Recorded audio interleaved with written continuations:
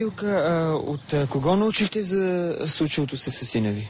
Това е четвърти случай.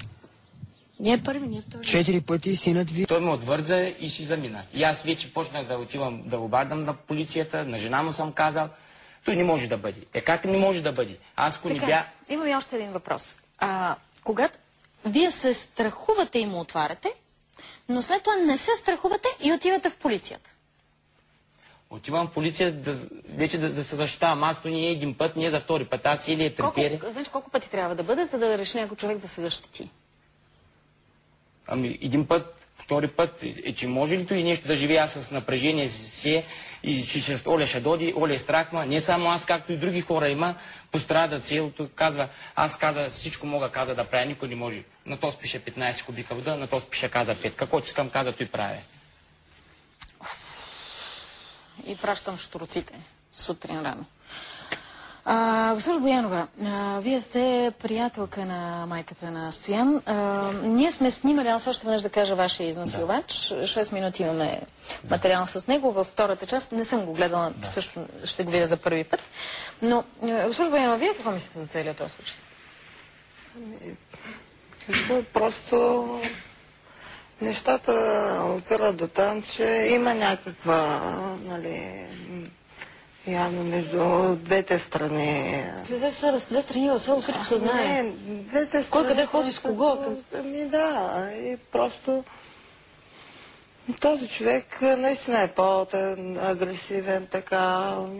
Аз доколкото разбрах, изтърпявала присъда в затвора за изнасилване, така ли? Да, но преди много години, да, на жена обаче, млада момиче.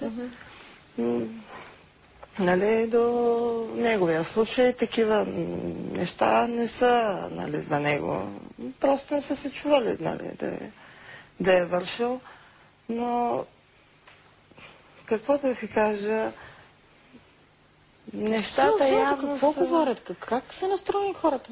Еми, хората са настроени, просто са възмутени от постъпката на Панайотов, нали. На кой път се разбра? Защото тя не казала още след първия. Да, но публично така се разбра сега, след последния път, когато вече полицията го арестува, нали, го задържава 20 дни. Да. Така, Стояне, сега този последен път, какво те накара пък така повече да реагираш? Ами той извади нож и го насочи към мене. И каза, къде има свинска маса или маргарин да направим секса удобен. Реко, где да взема свинска маса? Господи. С облякал го. Не дейте така, много ви моля, пожалете ме. И аз, както с дрехите му грабвам дрехите, както съм гол по чорапи, и отивам при кръчмата и се закрих пред органите, викам помощ, Пламен дойде да ме изнасили, нож вади, и излязоха всичките, и комшийката, съседката го видела, и всичко, и взех дрехите за доказателство. Тоест имало свидетели? Да. И хората, като не бях взел дрехите, хората ще кажат, той Стоян болен, пак лъжи. Пак аз нето лъжа, нето нищо, завършил съм фермер земеделец в селско-стопанския техникум в Павликени с 5,80. Това го казахме вече, ви похвалихме, браво. Взехте му дрехите, показахте ги, а предишните пъти това го нямахте като... Не.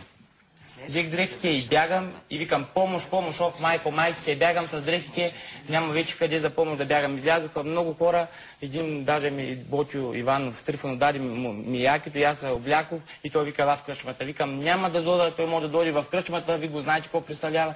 Бягам по улицата и викам майко, се помощ. А той слава Богу не ви гони? Гони той, както... И той ви гони? Той ма гони да му... Оня гони, как ма мами ти ма направи, фана ма... че се обърках аз.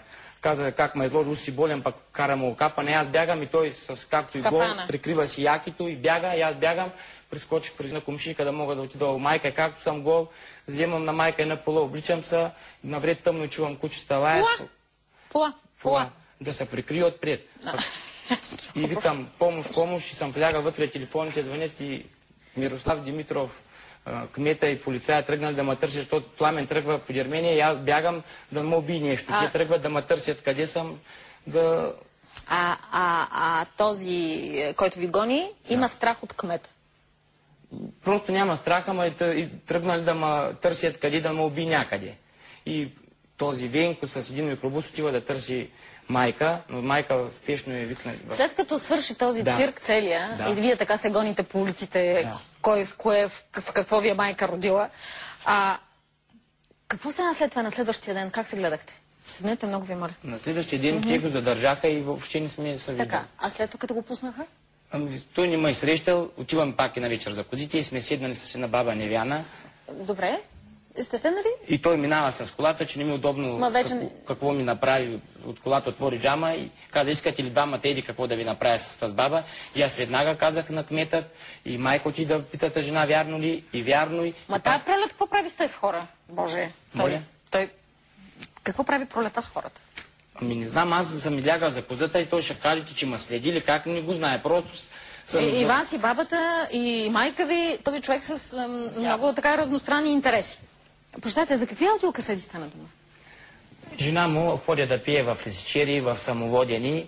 И жена му вика, хубаво си пил, дай ми касетите да ги слушам. Вие пеете? Да, и аз си дадох касети да ги слуша и до ден днешен касетите ми не се върнаха. Искахте той да ви ги върне? Не, тя каза колко пъти казах, донесете ми касети и сега търсят мотиви, че аз съм прескочил, взел съм от реките. Имам още един въпрос. Медицинска експертиза някаква има ли? Нещо доказано ли там? Има, да. Телесни течности, едно, второ, трето, че принадлежат на този човек. Има ли някакви такива? Сигурен ли сте? Аз искам да попитам обаче... Професор Маркова, вие сте сексолог и консултант в Центъра по семейно планиране. Да, въпросът ми е, вие казахте, че в Павликени някакъв лекар ви е освидетелствал. Обаче той какво е установил, че е имал полов контакт или че има следи от насилие? Това е много важно. Да. Какво имаш ли следи от насилие? Майка се разправила, аз бях там, на този момент бях в депресия и не мога да... Нали имате това удостоверение на него? Имам, пише. Да. Пише, ама той в майка са документи. Ама ти не знаеш ли какво пише? Пък и депресията не е толкова продължителна, нали? След като мине депресията, след това човек се запознава. Този човек каза и направил за насил... Как го каза той, че... Не, искам много добре да ме разберете. Да. Това, че е установено, че сте имали полов контакт, не е доказателство, че сте насилен. Да. Значи, описано ли е там, че имате синини, отвръзвания, от каквото и да е, че сте и насилен, не само сексуално, а изобщо, че има следи. Да. Ама какво пише? Вие нали чухте, че няма съпротива? Не, той казва, аз имам медицинско свидетелство, което от някакъв лекар, не е съдебна медицина. Тоест вие синини изобщо имахте ли някакви? Не. Ето, какви синини? А това, че само, че сте имали полово сношение доказателство, не е доказателство, че сте насилен. Ами да ме вържи да посочи нож. Ама пише ли лекара? Има следи от върви, синини, дето е връзван. Такова нещо имаш. Имаше на ръката ми на едната. Писал ли го или? Писано във всичко, да. Стоян е изпаднал в тежка депресия и сам е пожелал да се лекува. Вече няколко месеца той е в психодиспансера във Велико Търново. Срещу сочения за изнасилвач било повдигнато обвинение, затова ни информира майката на Стоян Милка Дочева. Освен с нея, наш екип се срещна и с, може би, единствената свидетелка на случилото се тогава. Вижте следващия видеоматериал. Милка, това е къщата, в която живее синът ви Стоян? Да. Тук беше излязъл да се живее сам. Нали, искаш сам да докаже на хората, че може сам да се справя. Животни си имаше. Всичко беше изчистено, но сега го виждате в какъв вид го виждате. Всичко беше изчистено, подредено. Но на 23 май той получи тежка депресия и на 28 юни го закарах в болница, където се намира в момента. От този случай, който се случи с господин Панайотов. Той е много тежък и в момента е в много тежка депресия. В какво се проявява депресията? Депресията се явява в страх. Просто той се страхува.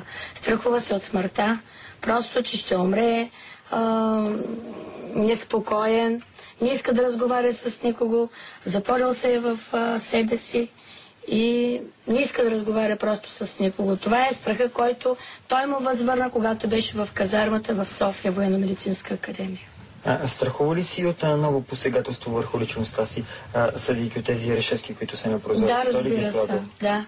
Той се страхува се не само за него, страхува се за детето, което е на 10 години момиченци, моя внучка е, но аз не се страхувам повече за себе си, отколкото за детето и за него. След 4 години той посегна, а след 4-5 години какво може да се очаква от този човек?